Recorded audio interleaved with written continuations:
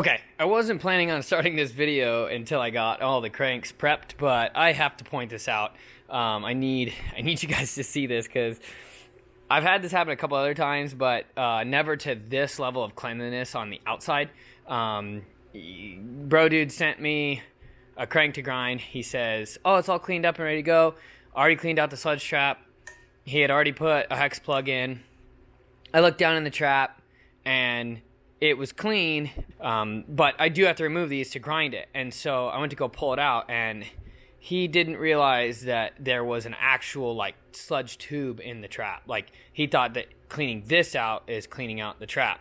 So just want to clarify to anybody, you have to remove this because his crank is completely full of shit. Like, completely full. And it smells like solvent. You can tell that, you know, it had been flushed, but you're not going to be able to see down in there.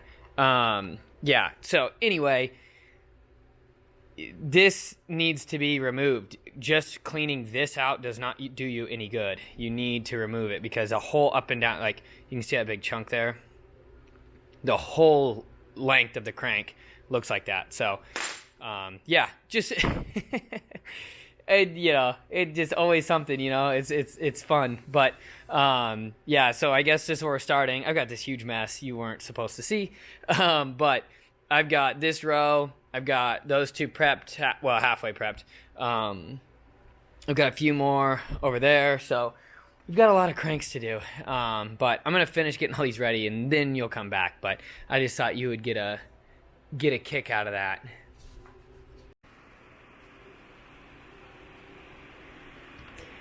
Okay, as you can see, I have pretty much all of the cranks prepped, all the unit cranks are ready. These two are 3-piece cranks. I'm going to worry about those later, just because I've already got enough going on here. I've got another one over here, and another one in the blaster. Still cleaning some of them up. They haven't been vapor honed yet. I just got, like, that one was really, really grimy, so it got a dry blast. I got a full width flywheel for this one, because he wants it balanced. So just kind of getting everything organized and prepped. I just got this flywheel off, so it was in the way. Pretty much all these were in the way. I haven't done a Triumph crank in a while that I got to leave the flywheel on. So, you know, I get asked that a lot, whether or not the flywheel has to come off, and I never say 100% certain because I have had a few that were centered enough that I didn't need to. Even with these cut down half width ones, that outer edge is the same width as a full width. Well, let's have that conversation for a second. I get a lot of confusion. Somebody wants their crank balanced. You have to have a full width flywheel. Way back before I got my balancer, I would send these out to get balanced, and I had a kind of my first encounter with a half width. Sent it out, and the guy's like, dude, you need like over 100 grams added. It just doesn't make sense. There's not even enough room to add that amount of weight to these. So, and you can't remove it from the top, obviously. Because of that, I now won't even play with these half widths if it's a balance job. So if you look here, this is full width. You know, early ones, non-metric cranks have the chamfers on either side, but that is a full width flywheel. It is the same width all the way around. This is what I call a half width, skinnier across that whole top section, and it's been cut all along here. If you want a balance job, you need one of these. I do source these. It's getting a little harder and harder every day, but I do source full widths for people all the time. But that being said, if you can get one yourself or just get a whole crank with this flywheel already on it, that's super cool too. But I'm going to keep going, getting these prepped, and then we are going to start grinding them.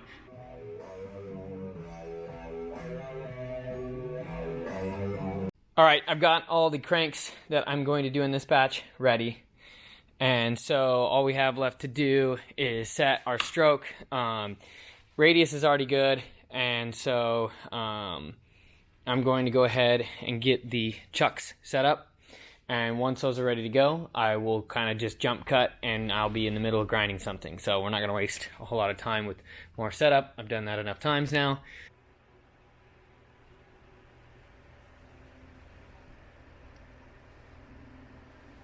Okay, so this was a great example of it was standard, very worn. I was going to show you. You can actually kind of see how elongated the oiler hole is on this side here.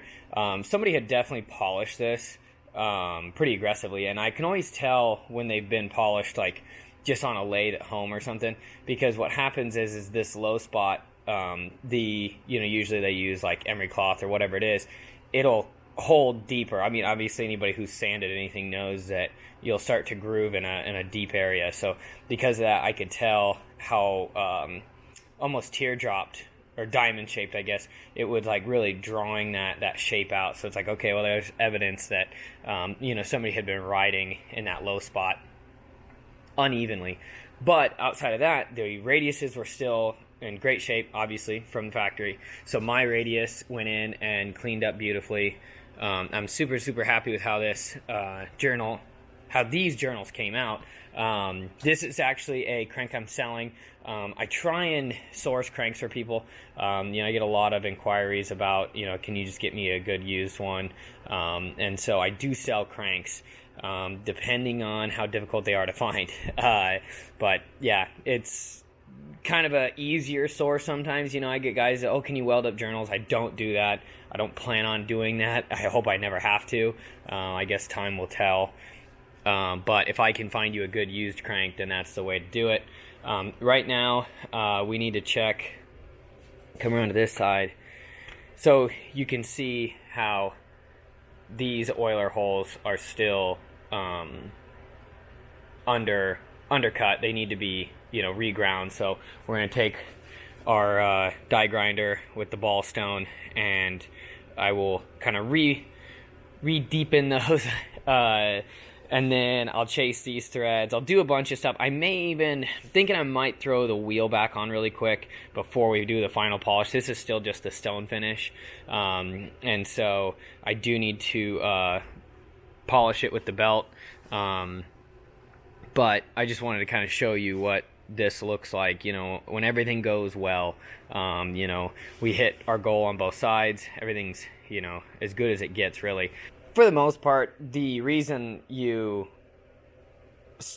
chamfer the oiling hole is just to remove the 90-degree edge that would be there. If it was just drilled straight through and then I grind across the top, it's going to create this, razor sharp edge. So it's mostly just to relieve the area, allow, the oil to find its way out, but also not have any harsh edges. So I'm just going to touch these up. This one's, technically probably could be left alone, but I'll just kind of dress it nicely. This one needs that inside of the hole needs to be, more so focused on. But either way, I'm going to dimple these, and then I'll show you what it looks like.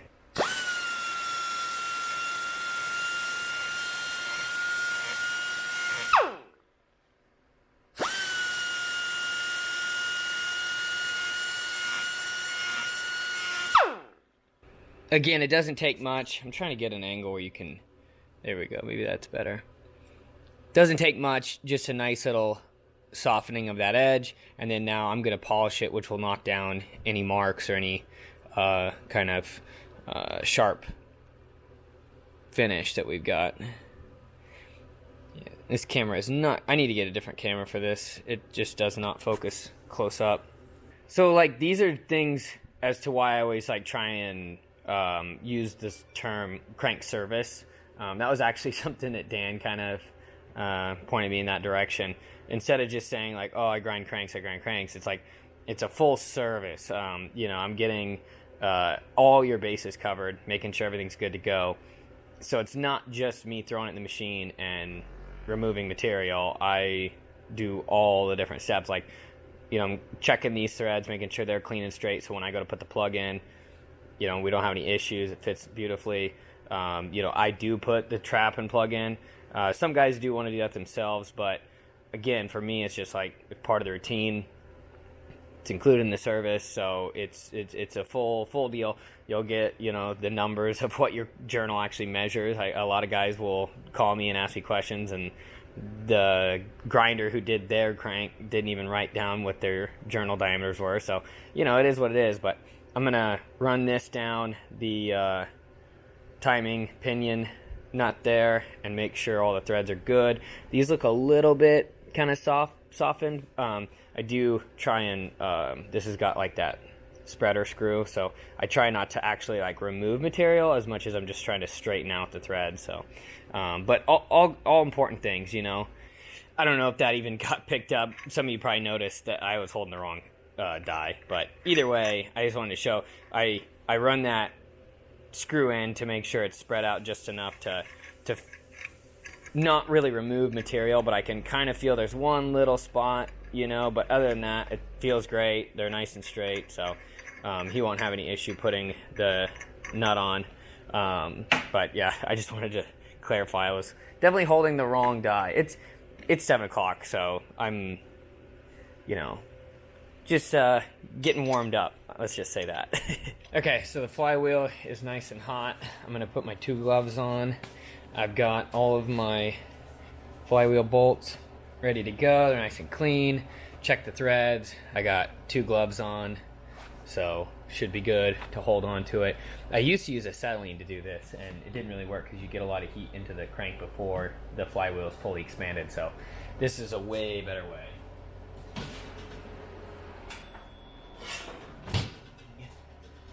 Timing marks, go to the timing side. It's the easiest way to remember. If you don't have the timing marks, then it is important to mark it before you take it apart. I'm going to get this in. Got plenty of expansion on this right now, so you don't want it to droop or anything either. You want it to be nice and centered. I got my T-handle ready to go. The only thing that sucks is when I vapor blast these flywheels and then bake them, they turn that god-awful gold from oxidation, I think.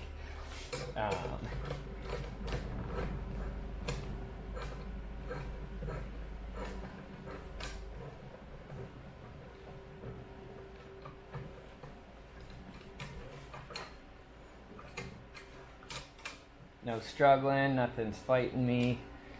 See if I can reach across without blocking you guys.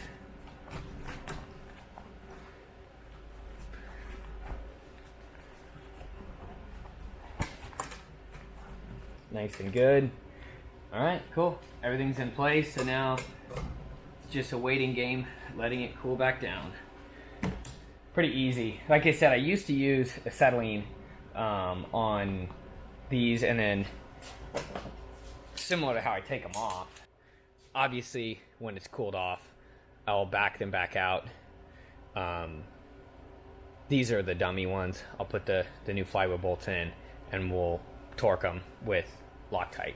All right, I got my next one all zeroed out. I've got my black gloves on, so you know we're ready to rock. This one is currently worn standard, so we're going another 10. It's got, on the drive side, it's always the first one I check because it's always the worst, furthest away from the pressure. This one's got a pretty good amount of wear on the farthest point. Definitely has been polished, low in the center, but no scoring. It will clean up very beautifully, I'm assuming, because we really don't have too much bouncing around. I don't know if you can see that or not, but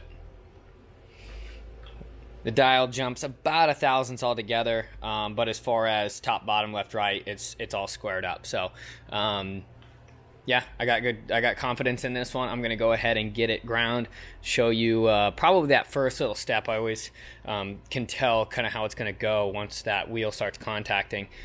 It'll kind of almost like wave or tiger stripe, or show you the inconsistency of the surface, I guess would be the best way to say it.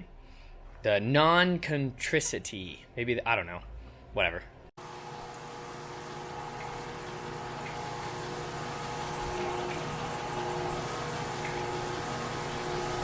We got that side at 10, dead nuts, exactly what I was hoping for.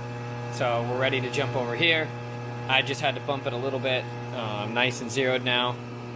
Again, we have just a little bit of floating and bouncing around, but that's normal. So now that I've got that set up, I'm going to go in, knock it out, 10 under again, and then this one will be finished up. This is actually a local one. I don't get to see those very often, but this guy's not too far from me, so kind of a fun deal. Hot damn, look at that. I'm super happy. Obviously, looks good. So I'll get it out of there. I'll get it washed off, get all the coolant off of it, then get it dry and set it to the side for polishing. So another good one. Let's keep going. Ignore that one. That is an A65. I'm waiting to do a few of the feed-ins, and then I'm going to do this bushing journal. But anyway, this is my lineup of finished cranks that need to be polished yet. I've got one more there that's going to get 20. I mailed one out this morning, and we've got this one here. And I want to take a second to show you. I don't know how well you're going to be able to see it, but I am about to do it. It's already at 10. I'm about to take it to 20, but the significance is this radius is wrong. Whoever did the 10 didn't set their wheel up specific for Triumph radius. This happens a lot, especially when you send a crank to a shop that's normally doing automotive stuff or just not Triumph or British bikes. This is where they kind of got the reputation of cranks breaking after they've been ground. I get a lot of guys that will tell me, I'll never use a ground crank because they're afraid of it breaking, and that's due to an improper radius on the journal. This one's pretty tight. We could actually probably get a gauge in here. Bigger than a 30 seconds. I think it's 3/64. So it's 3/64. So, definitely not good. There is a radius, so that's counts for something. 90 degrees would be, asking for trouble. I always like to go over this with the client and just say, like, listen, I'm not going to custom match the wheel just for this one journal, especially when this one crank, especially when it's not right to begin with. So mine's just going to kind of blend into the other one. It's not my favorite. I really don't like doing this, but I can't put material back, Okay, this is going to be a little bit washed out, but I wanted to follow up with what we had talked about. This is a good example of a bad radius that actually turned out pretty okay. As we talked about before, this is like 1/32. I have my wheel set up for 3/32, which is proper Triumph. So because of those two combinations, it kind of just blends in nicely. If you knew what you're looking for, you would see how there is like a slight step, but it's nothing too crazy. I guess the biggest thing to point out is because of the last grinding job, the chamfer around the oil hole, they didn't put it back in, so now that I've been in there, it's even more exaggerated. So there's literally nothing left of a chamfer on this one. So great example of why I go back with that ball stone and correct it.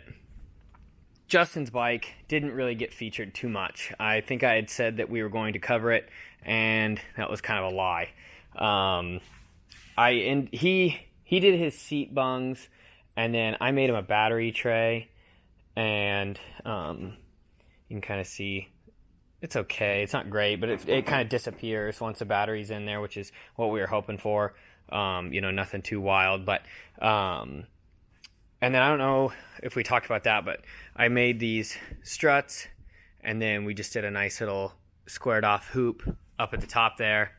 Nothing too wacky or wild. Really clean. I'm really happy with the proportions. He wants to run those bars. Those are a pair of bars I've had laying around a long time. They're not in great shape. We actually want to duplicate them, but we wanted to mock it up with those. So those bars are going to get used, a duplicate of those bars will get used.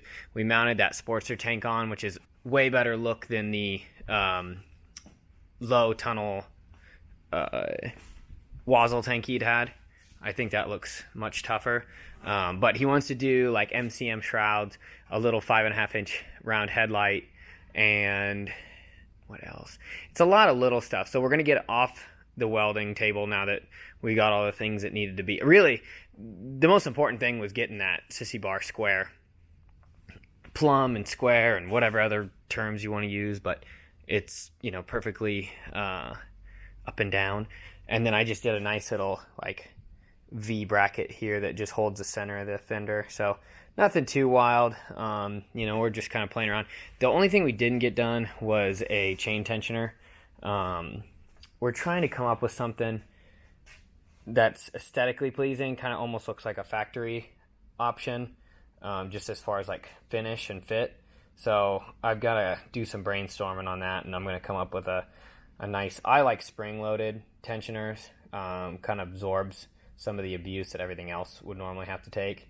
So I would like to come up with something that's nice and tidy. So I still need to do that, but again, that's going to take some time. So for now, we're going to get it back off this, and I actually need to make a mini bike. I participate in the races and stuff at Torque Fest, so I need to build something usable. Last year's mini bike was not the best, so I have a lot of room for improvement. But that's the 440 big block. That is completely silly and unnecessary, but it's a lot of fun. But yeah, so I actually might make a video on that just because it'd be fun and silly. So hopefully you guys want to see it. But we didn't cover this like I thought I would, but oh well, it's fine. And then we will be back on my build shortly. Waiting on gas tank stuff right now, and so I thought I'd take a break. I do want to get all the blue paint off because I'm tired of looking at it, and I need to do a lot of fabrication in the rear section, so all that paint needs to be removed.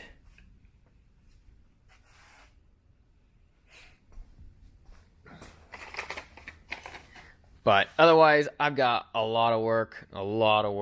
Things are coming in every day, and I just really need to get stuff out. B50 guy is going to be coming out at some point to look at everything, and until then, it's just going to sit. I didn't upload last week because I actually went to Mama Tried, Flat Out Friday Mama Tried combo. It was a really fast, quick trip. We actually went up. I rode along with Jeremy from Baxter Cycle next door. We are going to sponsor Anna. Oh man, I don't remember her last name. Anna Banana. She has the bananas all over her Royal Enfield, but we're going to sponsor her this year, and I'm actually going to do a big bore kit for her. And then Jeremy's got quite a few tricks up his sleeve to help her out. So between the two of us, we're going to try and hot rod her engine for her. But that was kind of the goal for going up. So we got to watch the races. It was super awesome. Didn't get to meet up with everybody I was hoping to because we had to get back. But I'm definitely going next year. I didn't bring my camera with just because I really wanted to enjoy it and just, pay attention to what was going on instead of worrying about trying to get filming. And it's just covered by so many other people way better than I ever could. So there's other videos, you don't need to see it from my perspective. But it was a really good time. I'm hoping next year it would be kind of fun to maybe even try and put a bike in, but we'll see. But that's why I didn't upload last week. But yeah, 10 out of 10, it was a great time. So